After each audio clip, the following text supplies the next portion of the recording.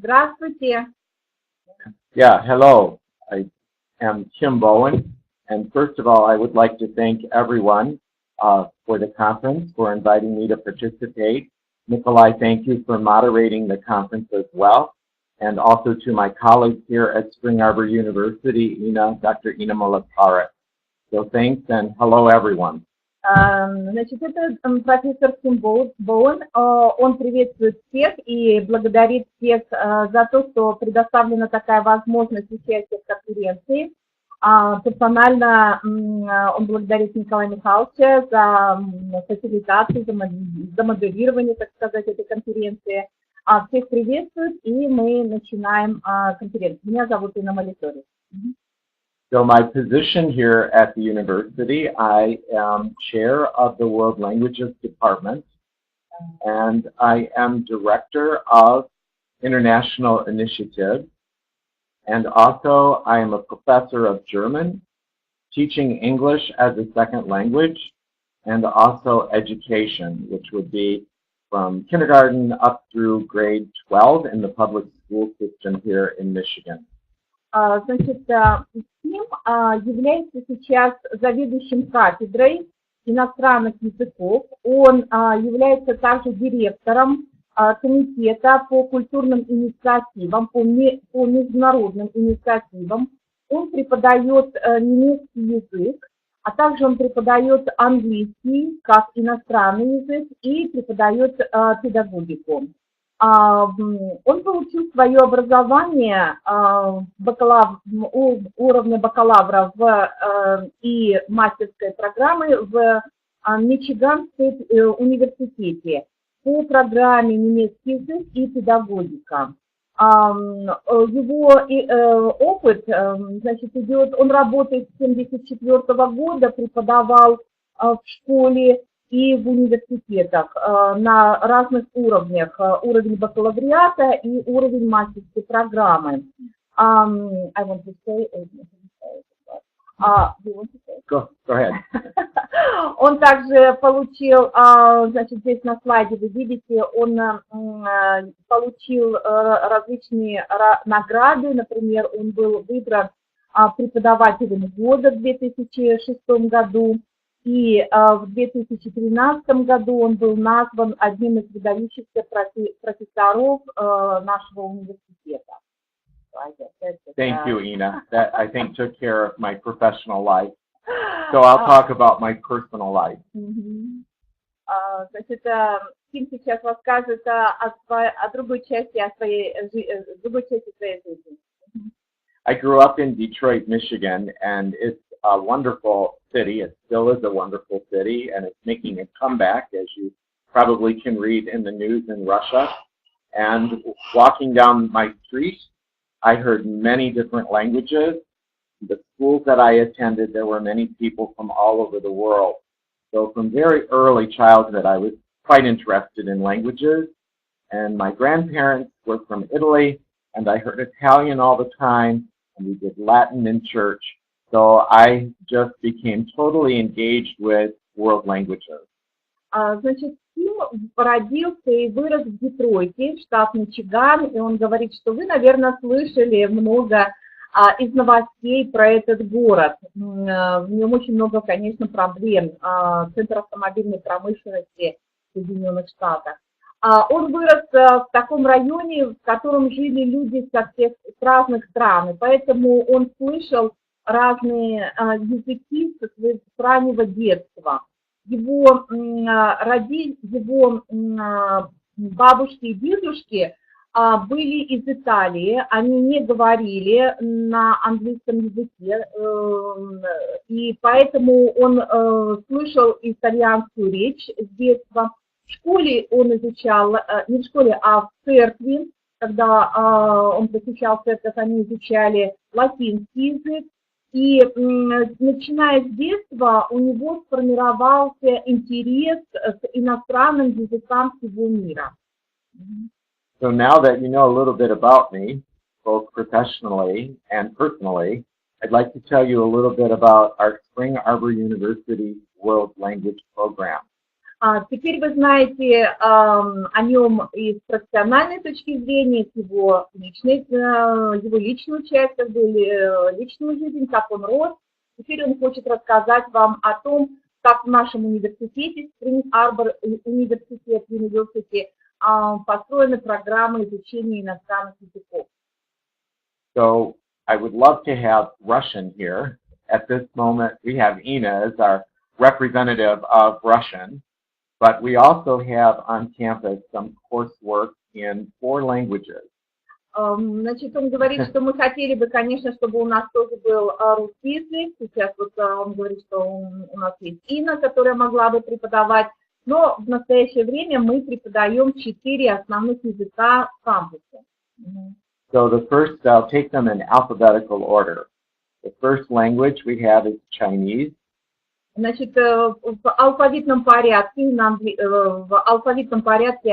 английского алфавита, конечно же, первый язык – это китайский.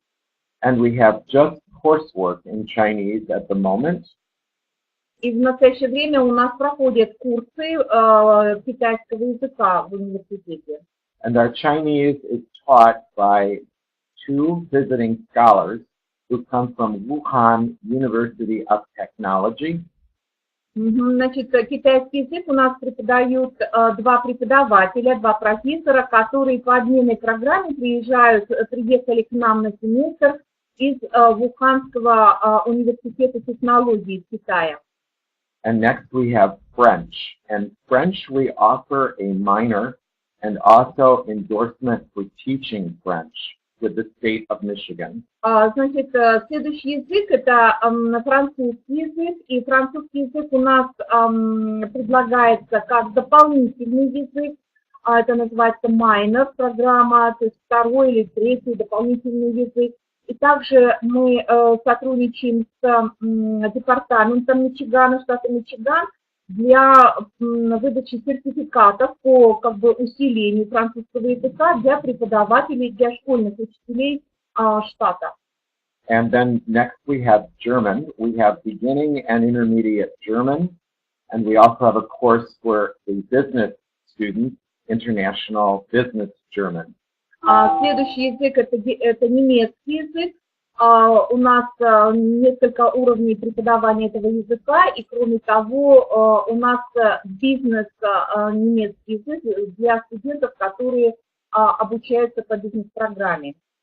And finally, we have our largest language study, which is Spanish.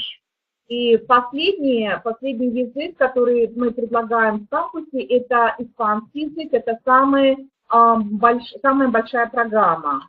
And Spanish by far dwarfs the other language enrollment. It's such an important language for North Americans to have Spanish.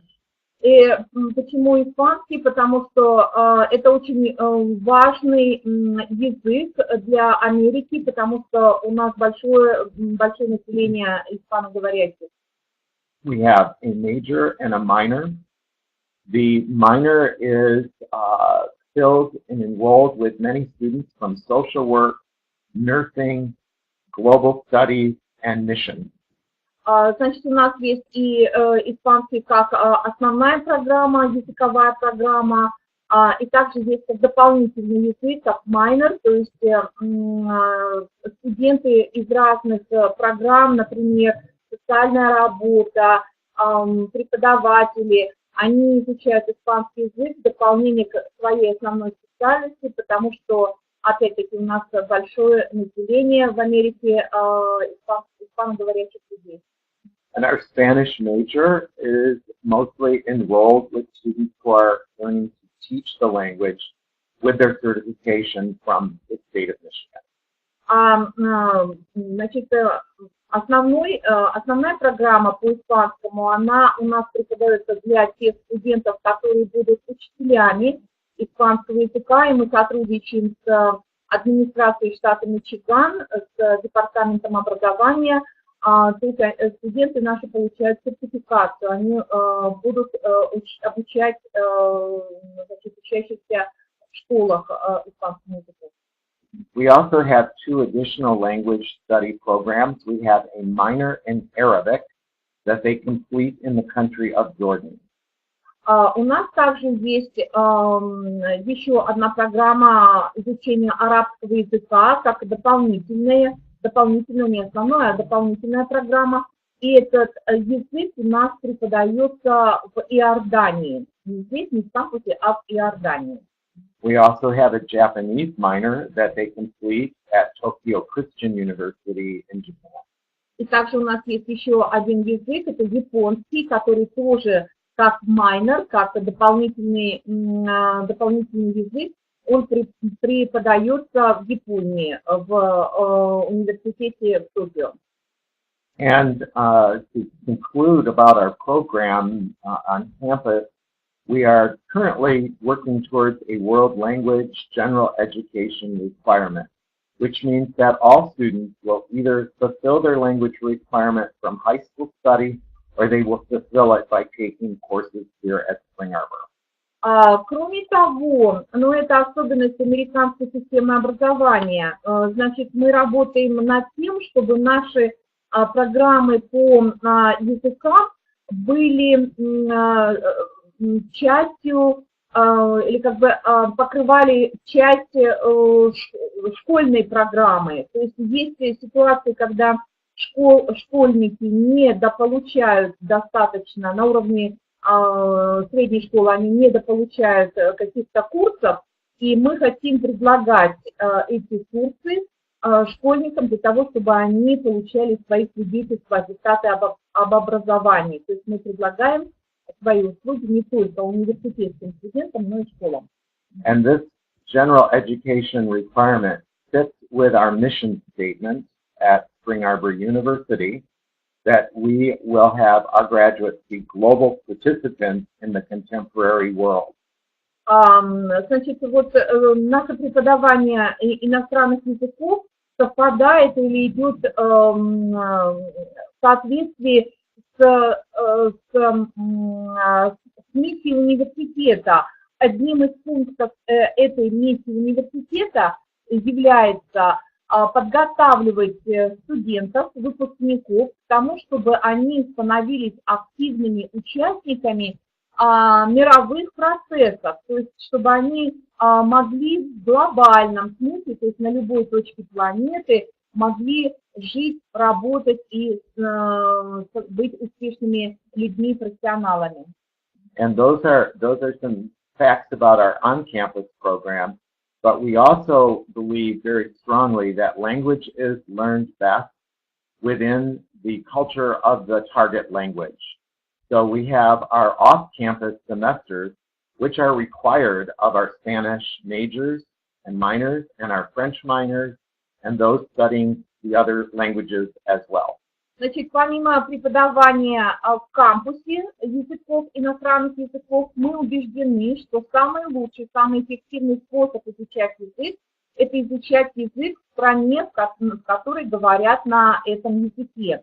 И поэтому у нас есть программы, которые осуществляются вне кампуса, за пределами нашего университета, то есть в тех странах, в которых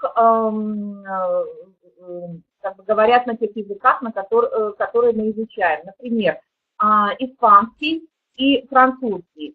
Студенты, которые изучают этот язык как свою основную специальность, они обязаны, это требование программы, они обязаны провести семестр в другой стране, в стране того языка, который они изучают.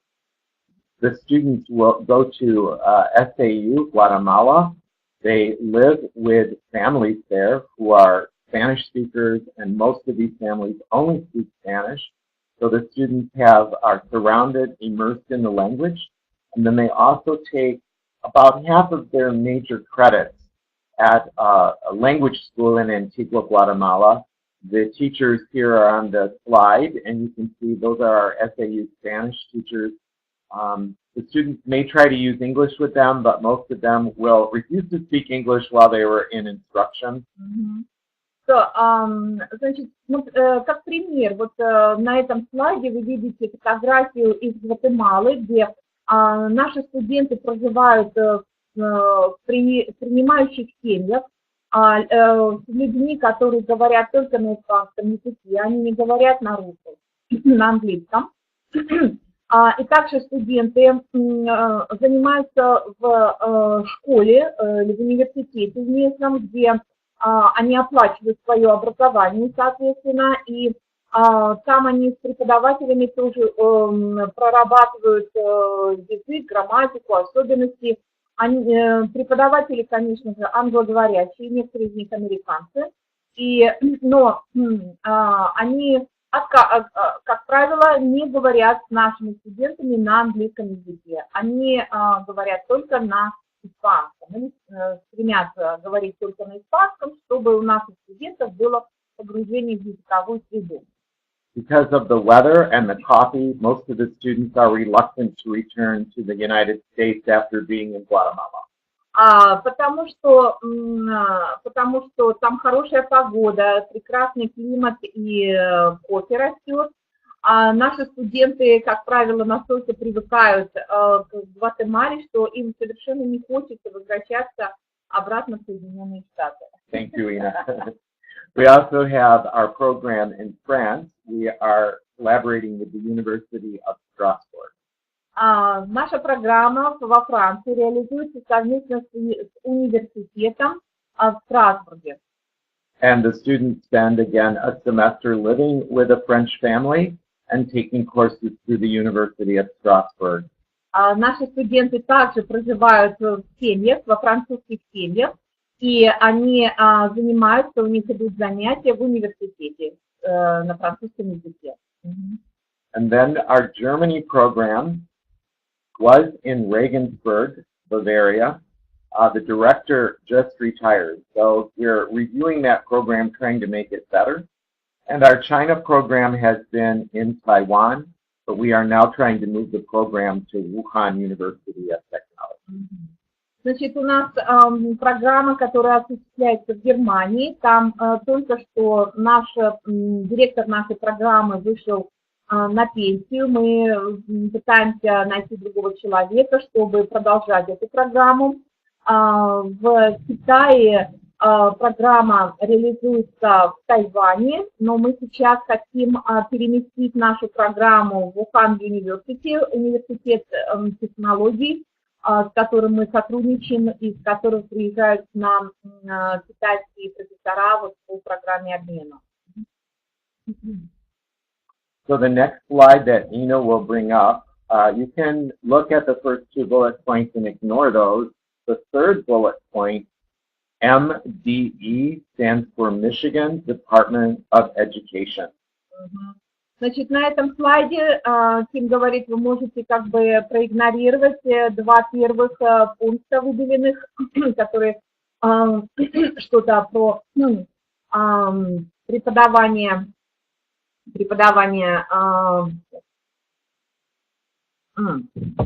это e-mail людей, которые являются академический адвайзер и e-mail Кима. А третий пункт выделенный это MDE, это есть Michigan Department of Education, то есть департамент образования штата Мичиган. The state of Michigan is very good, but very strict about licensing teachers in foreign languages.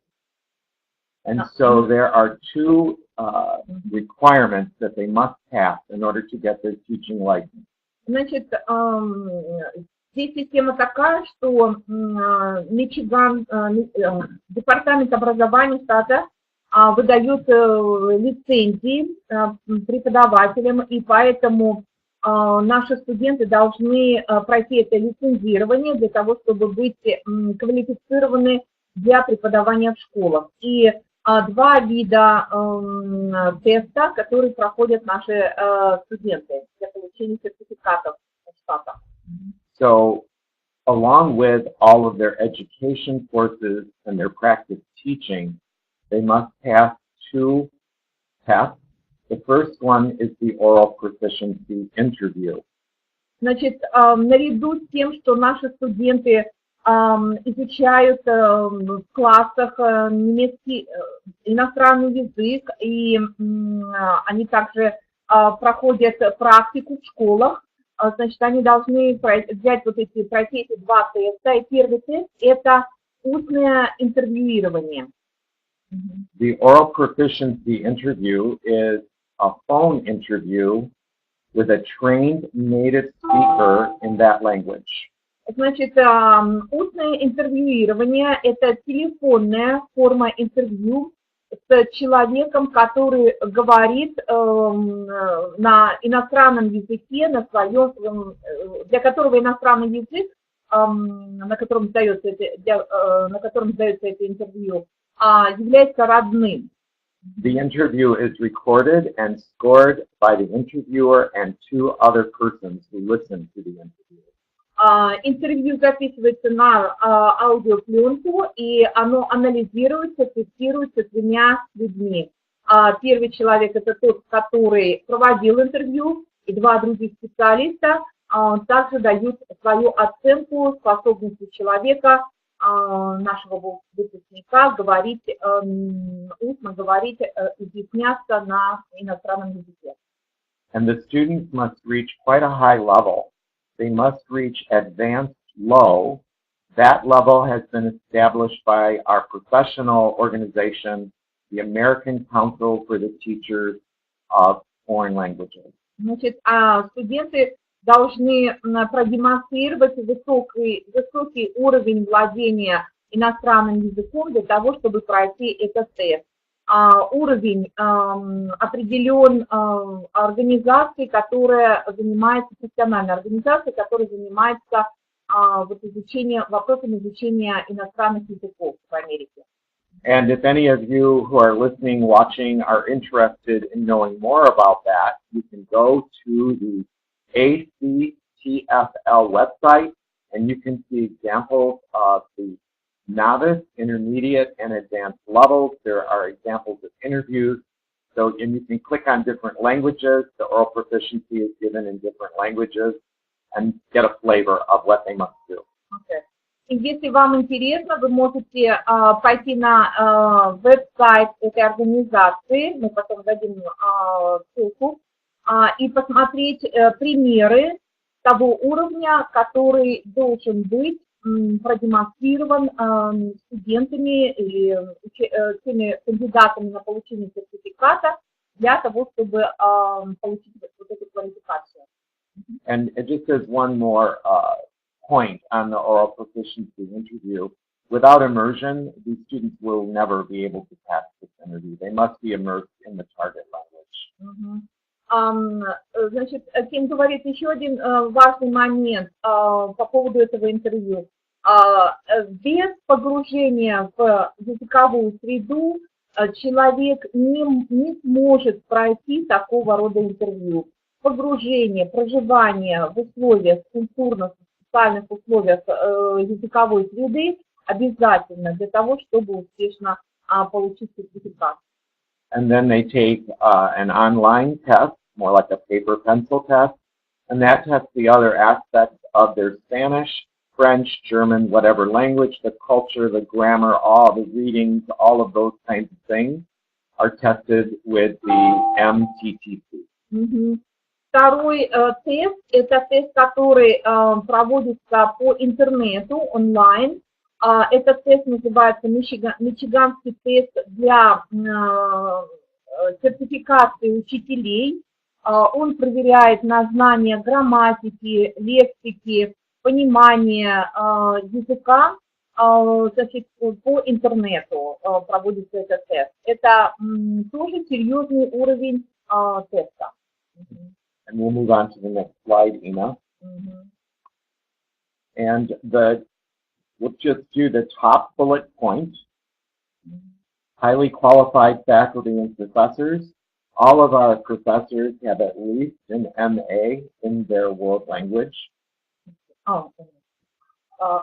About Master. faculty. Yes. Yeah, about faculty. Yes. Значит, для того, чтобы преподавать иностранный язык, профессора, инструкторы должны иметь как минимум уровень мастерской программы или магистерской программы в данном языке.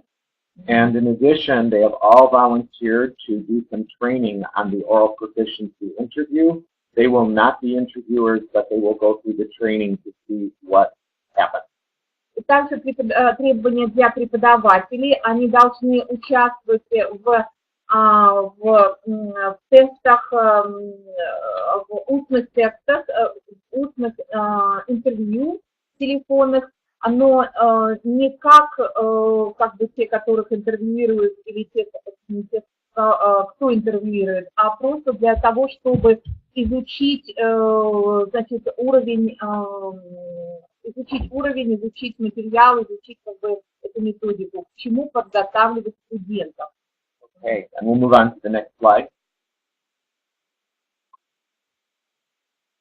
So one of the, Gina's getting that slide up, but I'll keep going because I know that we're on the clock. We use this part of our instruction, TPRS, Teaching Proficiency Through Reading and Storytelling. Значит, один из методов, который используется в преподавании иностранных языков, называется TPRS, это значит как бы профессиональный уровень преподавания через чтение и рассказывание историй. And the underlying academic work that supports this method was first done by Dr. James Asher, who's Professor Emeritus at San Jose University, and Dr. Stephen Krashen. And some of you may have heard of his name because he's quite well known in linguistic circles. He's Professor Emeritus at the University of Southern California. Значит, два имени, которые очень широко известны в этой сфере, в этой методике, это имена профессоров доктор Джеймс Ашер и доктор Стефан Крашен. То есть вы, возможно, слышали второе имя, потому что он широко известен в лингвистических кругах. Они являются разработчиками, основоположниками данного метода. And this is quite a different approach. If you're used to a textbook, if you're used to doing grammar and translating and doing grammar, this is a much different approach. This is a communicative acquisition approach. Значит, этот метод не является традиционным, который обычно используется в школах при изучении иностранного языка, там, например, чтение, перевод. Этот метод построен на коммуникативных основах. То есть его основная цель помочь студентам начинать говорить. Both James Asher and Stephen Krashen looked at how children acquire their first language, and they based their method after much research and trial with teaching. They based their method on these 5 hypotheses. Значит, эти ученые, они изучили, каким образом дети начинают познавать язык, и на основе полученных данных они разработали, в частности, Красин разработал вот 5 основных таких гипотез. So the first hypothesis is learning acquisition.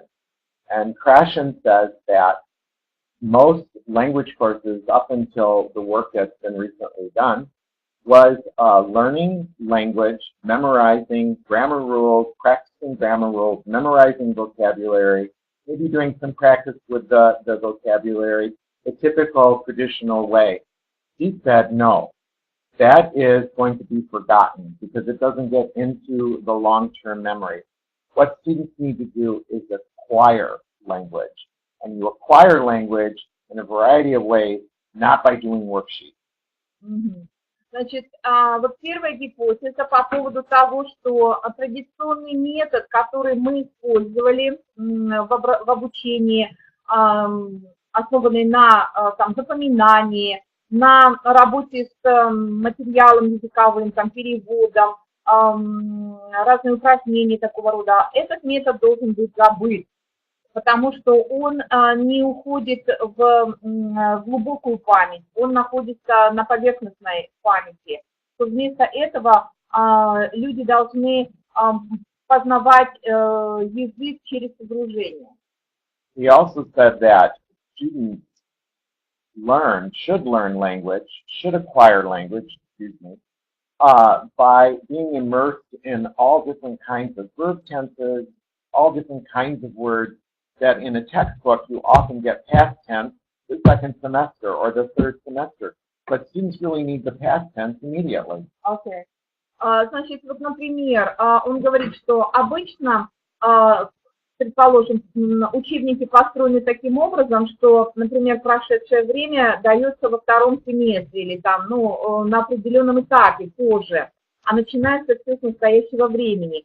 Крашен говорит, что это неправильно, надо студента погружать в языковую среду, создавать эту среду и погружать студента, и давать ему прошедшее время сразу же.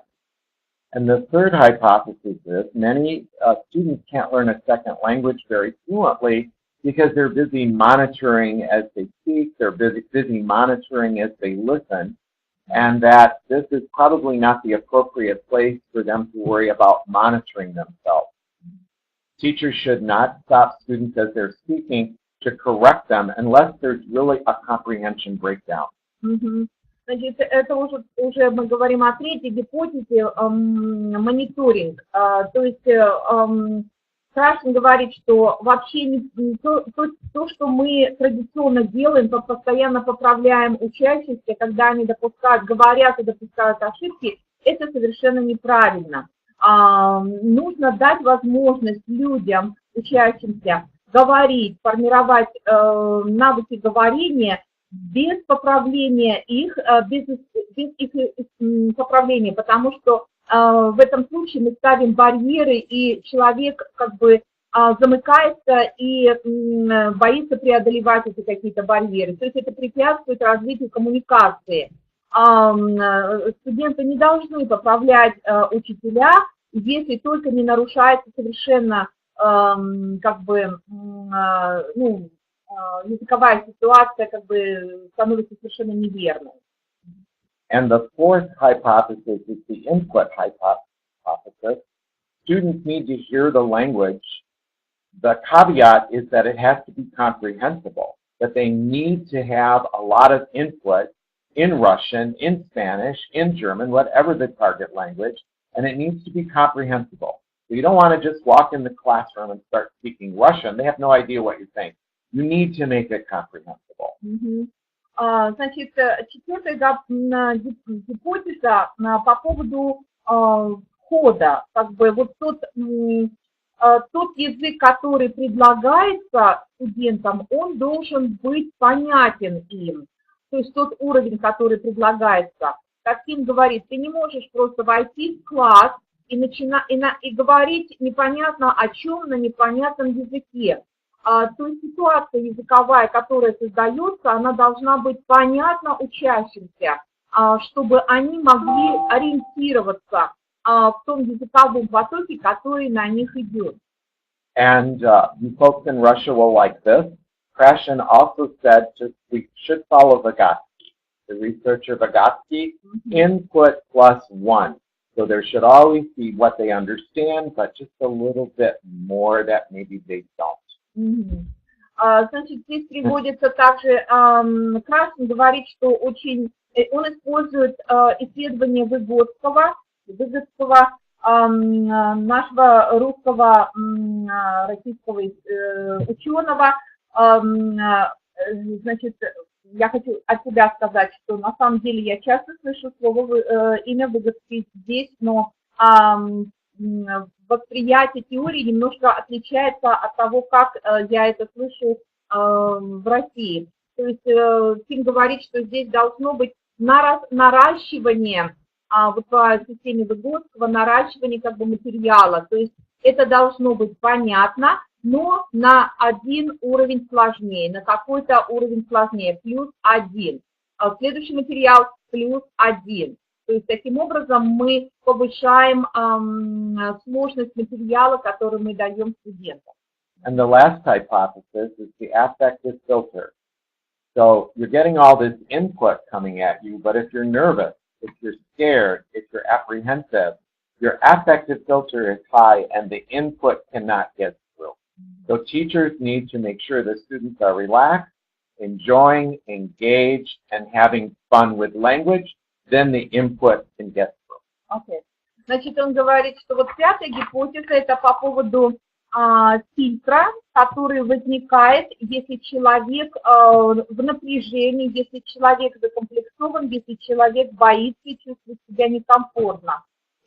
Поэтому для учителя необходимо создать такую атмосферу комфортную в классе, чтобы изучение, чтобы этот фильтр убрать. И тогда этот input, то есть вход, будет открыт, если учащиеся получают удовольствие, чувствуют комфортно, не боятся делать ошибок и получают удовольствие от самого процесса. Тогда результат будет высокий. On the next slide, it's a little bit more about the input. Input is the crucial piece of TPRS. So there are three. I'm going to skip to the second bullet point. So the input has to be comprehensible. It has to be contextualized. Значит, несколько слов еще о входе, об инпуте. То есть, потому что это очень важный компонент вот этой методики. Во-первых, как мы говорили, input должен быть понятным, то есть студенты учащиеся должны ориентироваться в том, о чем речь идет, и он должен быть в контексте, то есть должен быть понятен контекст того, что предлагается, о чем ведется речь. And the input needs to be repetitive. You can't just memorize a list of 50 Russian nouns and verbs and expect that to be remembered, so it has to be repetitive. So we recycle this input, recycle, put it in different contexts, gifts, stories, reading. Значит, слова должны, вот новые слова, которые даются на входе, они как вход, они должны повторяться в разных контекстах, в разных ситуациях, в разных вариантах, для того, чтобы учащийся слышал, видел эти слова в разных вариантах. And Ina already mentioned the varied input, that we have to vary that input. And TPRS, I have here, looks a lot like language. It is not something in a textbook that people really don't use, really don't say, why are we learning about this obscure point in grammar? Значит, этот метод включает в себя как бы все, что касается языка, и поэтому для студентов получается, что мы разные навыки аудирования, чтения, письма, создания, задавания вопросов, отвечания на вопросы превращаем все или как бы даем все в виде каких-то историй, которые воспринимаются более натурально, естественно. So the method is highly vocabulary. It starts with vocabulary. It starts with phrases. And then, because that's how we actually acquired our first language, we learned what a bottle was, we learned what a blanket was, we learned who mom was. But then you need a vehicle in order to do these words, to keep them acquired, and that's through storytelling. So this shows a typical 3-day lesson plan for our world language teachers. The main thing here is day one is very, very important. Значит, сначала даются слова, потом эти слова облекаются в разные ситуации, создается как бы история. И вот здесь расписан 3-дневный, приблизительный план преподавания, который мы используем. И первый день, который на экране сейчас, это очень важный день, потому что в нем закладываются основы. So James Asher, was the one who came up with the idea that our brain fixes on a word if we do something with it, if we kinesthetic. Эшер, например, говорит о том, что наш мозг захватывает эти новые слова, если мы сопровождаем обучение кинестетически, то есть мы что-то трогаем, прикасаемся к чему-то, к предметам, отвечаем их.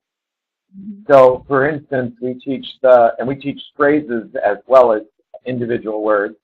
So, for instance, many of you maybe know a little bit of German. So, the first phrase we might do is, Guten Morgen. And we would go Guten and do the sun coming up. Guten Morgen. Guten Morgen. Значит, как пример, если вы знаете немецкий язык, но это похоже на английский язык тоже, Guten Morgen, доброе утро, Guten, Guten, значит, показывается пальцы, значит, очень хорошо, Morgen, как солнце, которое поднимается, значит, на небо. И таким образом студенты закрепляют через знаки, через руки, использование рук, закрепляют слова. Okay, and then after they learn about 8 words, we have a story, and then after the story, we ask questions in the target language. This is all in the target language. And finally, the students do something. They will do a skit using the words. They'll do an ending to the story. They do something with the words that's active. То есть мы даем, например, в первый день основные 8 каких-то слов, а потом мы создаем из этих слов какую-то историю и задаем вопросы, отвечаем на вопросы. Значит, студенты участвуют в какой-то ролевой игре, практикуются в использовании этих слов, и все это на немецком, на иностранном языке должно быть. And we'll finish up here, but I will say that one thing, we do not ignore the grammar. This has been a criticism of the CPRS approach. We are very intentional about the grammar, so whatever grammar points, we put them in the story, so they are in an authentic context. Значит, эта методология была подвержена критике в том плане, что недостаточно внимания уделяется грамматике, но мы об этом помним, мы об этом знаем, мы над этим работаем, поэтому грамматику мы тоже оформляем в какой-то контекст, ставим в какой-то контекст и объясняем, как грамматика, как язык работает. And if any of you have questions, you can email me and I'd be happy to help you more with knowing about CPRS. I'll go to the one last slide. So we decided that we would all use for our French, Spanish, and German the same company. These texts are set up the same way. Sometimes the students will take Spanish and then take French, or take German and then take Spanish. So they understand the structure of the text even before they're in that class, and all these texts lend themselves to TPRS. Значит, мы используем вот эти книги для преподавания иностранных языков, эти учебники, и мы используем одного издателя, который организует, в книгах которого, в учебниках которого материал организован одинаково или похожим образом. Почему? Потому что наши студенты иногда они могут брать класс по одному языку иностранному, потом по другому языку иностранному, в зависимости от того, как меняется план или какие интересы есть у студента. И для того, чтобы им помогать, им удобно видеть, как организован материал, здесь используется один и тот же принцип. And one last on the textbook, recently they were reviewed and they received high ratings from higher education. Недавно эти учебники были, значит, просмотрены на национальном уровне, и они получили высокую оценку департаментов образования и разных организаций, которые занимаются изучением иностранных языков. У нас все.